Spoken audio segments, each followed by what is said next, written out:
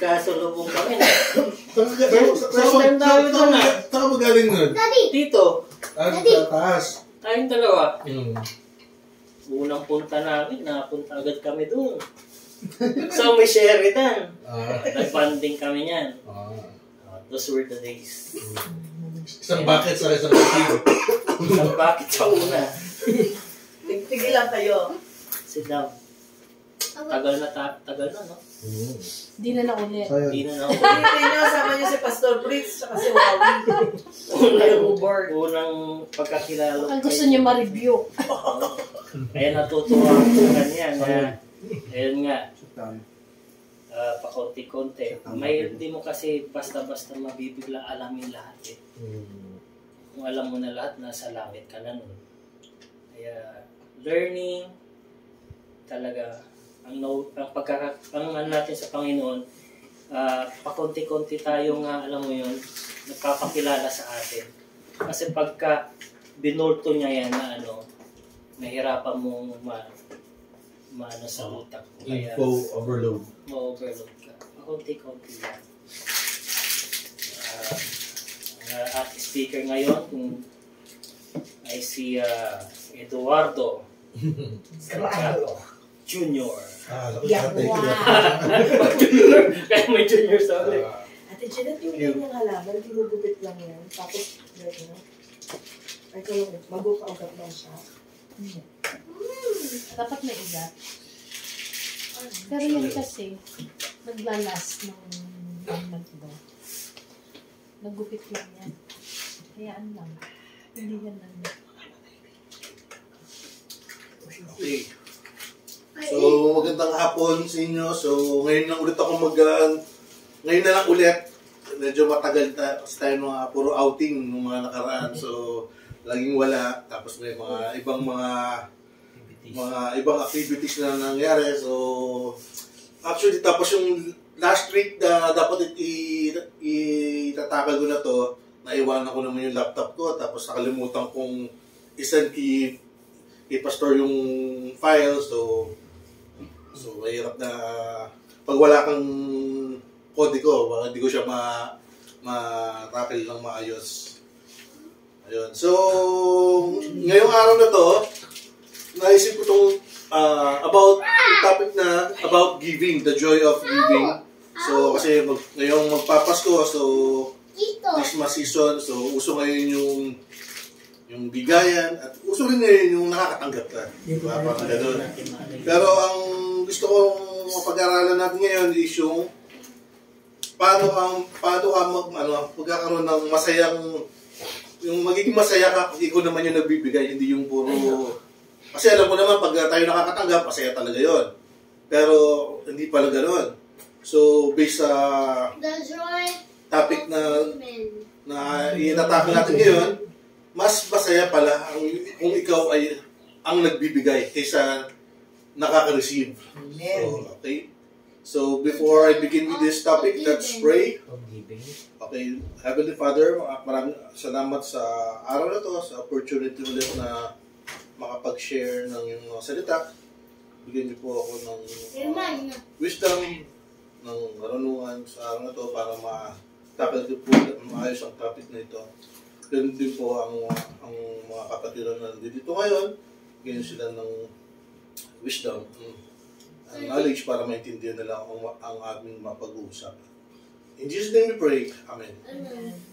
Okay, so narinig nyo na ba yung phrase na to? It's better to give than to receive. Yes. Amen. So sa iba, it's more blessed to give than to receive. So same meaning yan.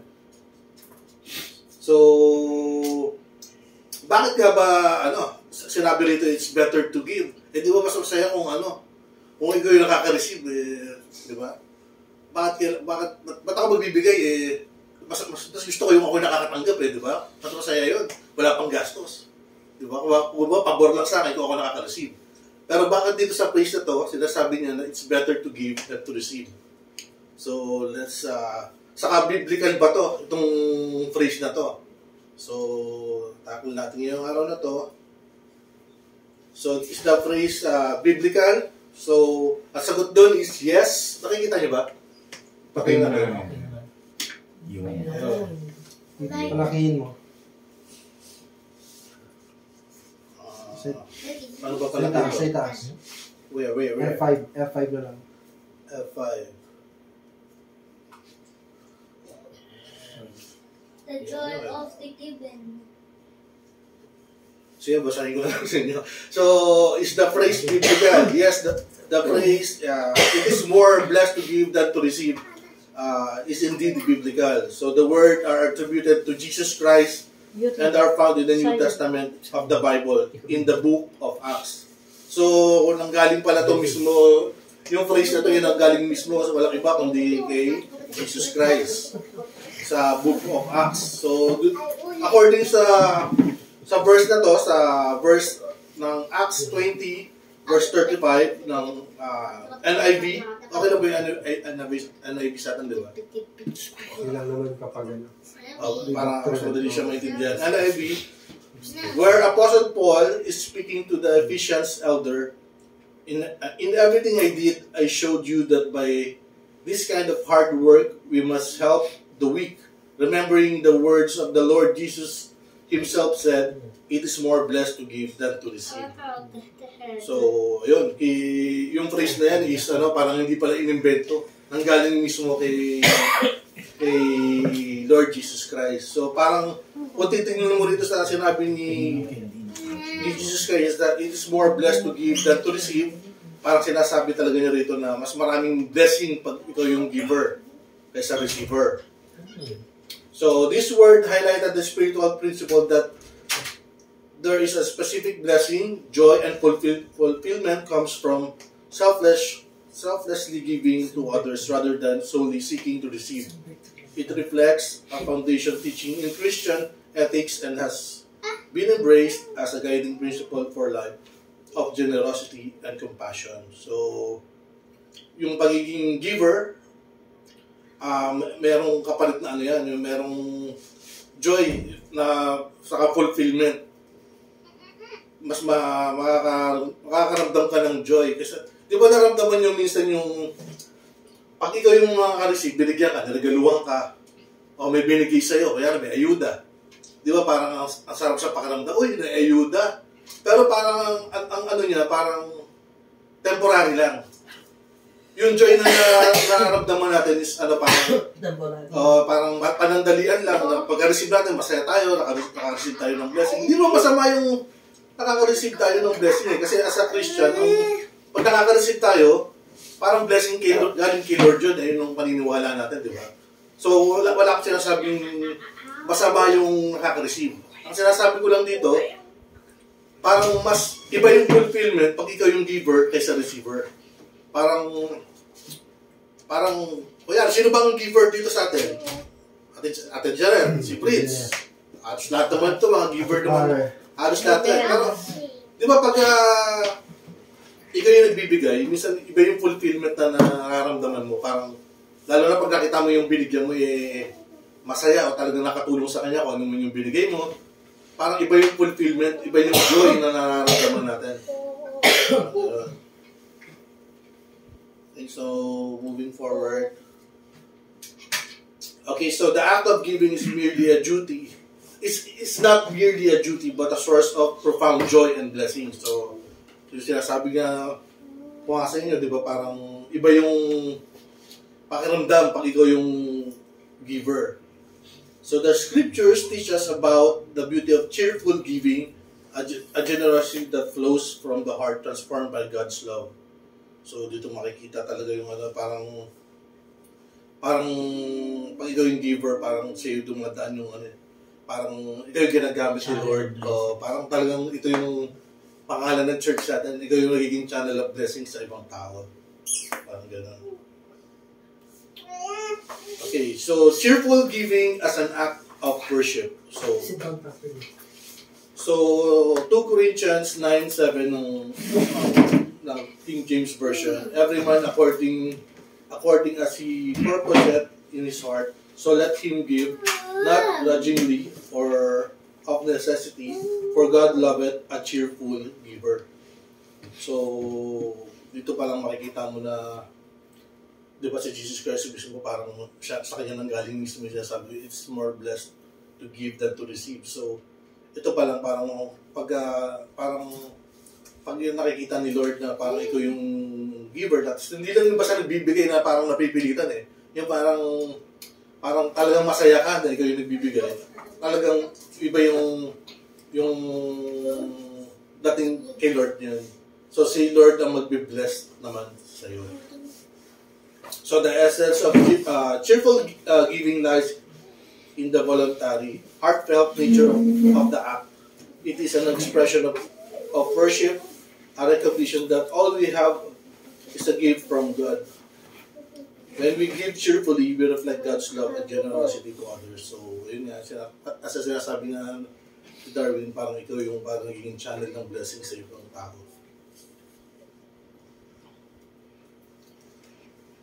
So, let us, ito yung pag-uusapan natin. So, sowing and reaping. Okay, 2 Corinthians 9 verse 6. But this I say, he which soweth sparingly shall reap also sparingly, and he which soweth bountifully shall reap also bountifully. So the principle of sowing and reaping emphasizes that our generosity has a direct impact on the blessings we receive. Cheerful giving is an investment in God's kingdom, and as we sow generously, we can expect to reap a bountiful harvest of blessings. So, ito parang may pangako na, pero dapat hindi ganun yung nature. Pero ang sinasabi ko dito, pag nagbibigay ka, parang expect mo na. Si God ang magbabayad sa'yo. Kung hindi man ito, kaya nagbibigyan ko si Darwin ng tulong or kung ano man, kahit hindi balik sa akin ni Darwin yung same na tulong pag ako nangangailangan, expect mo si Lord na magbabalik. Merong ibang magiging gagamitin si Lord or meron siya ibang gagawin para siguradong ma-blessed ka talaga sa mga ginawa mo. Okay, God's provision in abundance. And God is able to, 2 Corinthians 9 verse 8, and God is able to make all grace abound towards you, that ye always, having all sufficiency in all things, may abound to every good work. So cheerful giving is an act of faith, trusting that God's provision will abound in our lives. The scriptures assures us that as we give with a joyful heart, God's grace will overflow, enabling us to continue our generous deeds and bless others. So, ito parang pero ng pangako si Lord eh. Parang pagka ikaw a cheerful giver, talagang yung blessing mo, ang sinasabi niya rito is overflowing blessing. Diba? Talagang bibigyan ka ni Lord para makontinue mo yung pagiging blessing mo sa ibang tao rin. So, parang pag nakita ni Lord na talagang nagiging blessing din tayo sa ibang tao, i-make sure ni Lord na talagang bibigyan ka niya ng provision para patuloy mo yung ginagawa mo na maging giver at maging blessing sa ibang tao. So ano ba yung pag sinabing giver, ang isipin ba natin laging material to? Kailangan ko magbigay ng material na bagay, pera, mga pagkain, di ba? Parang ang yung giver, hindi lang nadadaan niya sa material na bagay o gamit. Pwede rin naman natin pwede rin natin mag-give ng time. Iba yung oras natin. Pwede tayong ano pa ba mga pwedeng i-give? Pwedeng kahit yung yung pagbibigay ng advice. Mga ganun, advice, hindi lang puro pera. Skills mo, pwede share mo yung skills mo, yung talent mo, pwede rin yun. Tapos pwede rin yung pag nagpapatawad ka, di ba? Nagpapatawad ka ng tao. Yung bibigay ka ng ang English yung forgiveness. Forgiveness. You give forgiveness to others. So ano ba yung pinaka-best example na na yung na para stop pagbibigay ng forgiveness sa ibang tao. Di ba si Lord mismo? Di ba pinadala niyo dito yung anak niya? Di ba? Para iligtas tayo sa ating mga kasalanan. Papatawad tayo sa ating mga kasalanan. So, yung pa lang doon makikita yung na talagang binigay ni Lord ang kaisa-isa niyang anak dito sa mundo. Pinako sa cross, binigay yung sariling buhay para iligtas tayo sa mga kasalanan. So, yung pa lang, pwede na nating ayun yung pinaka-best example ng pagbibigay ng forgiveness. Kasi iba pa, may mga tao na forgiveness na alam, parang madabot pa. Parang hindi ko mapatawad yan. Yung galit ko, yung parang gano'n. Pero ang isip natin, kung si Lord yan nagpapatawad, para tayo, hindi hirap tayong magpatawad din ng mga tao na nagkaroon ng kasalanan sa atin. So, yun pala, isipin na natin yan. Okay, so moving forward, so generosity reflecting God's character. So freely, Matthew 10:8, freely have received, freely give. So our generosity has an extension of God's character. We are called to imitate God's generosity by freely giving to others. As cheerful givers, we mirror God's boundless love and grace to the world in need. So, parang kung titingnan mo yung mga verse na binasa ko, parang ano to parang may ang pagiging giver, parang parang kinumanda rin sa atin ni Jesus yan, parang ni Lord yan, na may pangako siya na resulta. Parang pagka tayo nagbibigay, magiging cheerful giver tayo, asahan mo na si Lord ang magbabalik sa atin, mas i-bless niya tayo. Parang dun, kung sasabarize mo lahat yung mga passages na nabasa ko. So, di ba? Parang dito sa church din, parang kasi itong church natin, so talagang parang pag dito ka nagbigay, siguro talagang mararamdaman. Kahit na konting bigay mo lang, mararamdaman kasi iilan lang talaga tayo So, paano natin papapalaguin yung church? So, kailangan talaga ng support ng bawat members. So, kailangan talaga mag-help tayo financially. Siyempre, hindi naman iikot to. Hindi naman pwedeng puro lang tayo parang tawag dito.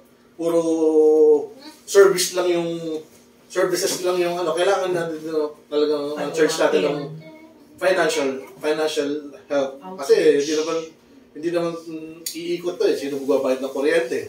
Sino magbabayad ng mga gastos dito sa church? Dapat palagay pa talaga natin para talagang truly maging channel of blessing talaga. Amen.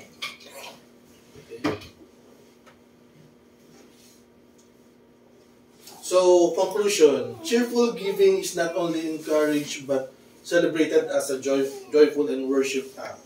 As we embrace the principles of voluntary, generous, and cheerful giving, we not only bless others but open ourselves to abundant grace and provision of our loving God. So may our hearts be filled with the joy of giving, reflecting the divine generosity that knows no bounds.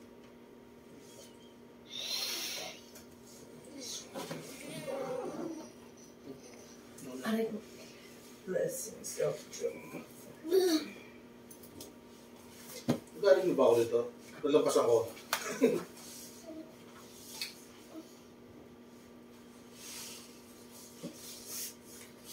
Ito, nalampas ako, sorry. So, the blessings of joyful generosity. So Proverbs 11:24. There is that scattereth, and yet increaseth, and there is that withholdeth more than is meet, but it is tended to poverty. The scriptures affirm that the cheerful giving leads to increase, not just in material wealth, but in the richness of our lives. As we give joyfully, we experience the blessings of a generous heart and deep sense of fulfillment. So, same meaning. So, yung pagiging giver, parang, kung kasamarizing mo to, yung pagiging giver, kaya sinabi ni Lord Jesus, it's more blessed to give than to receive. Kasi unang-una, parang, ito rin ang sabi ni Lord, na maging blessing tayo sa atin. But, parang ito yung second command niya, just love your neighbor. So love yourself. Parang doon, ito yung sa command niya, tapos meron pangako na hindi kanya papabayaan, lalo kanyang i-bless pag ikaw isang cheerful giver. So let's pray. Maraming salamat Lord sa araw na to, sa mga natutunan namin ng yung mga salita. Lord, bigyan niyo po kami ng mga puso na maging giver at maging blessings sa ibang tao. Hindi lang giver ng material things, yung pag-give namin ng time, pagbibigay namin ng service niyo Lord dito sa church, yung mga talents and skills namin, at ganoon din po ang maging talagang truly maging kaming kanala po sa mga tao. Ayun po Lord ang parang iniim namin na makalabas din kami rito sa church at makatulong sa ibang tao at ma-spread pa Lord ang iyong mga salita.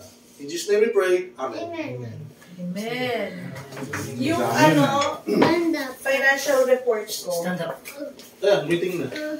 Kanta ka muna. Okay? Happy Kung di birthday. paalala. Parang dalaga yung hair niya. No? Yan ang Siya rin parang Korean nga. Narinig niya.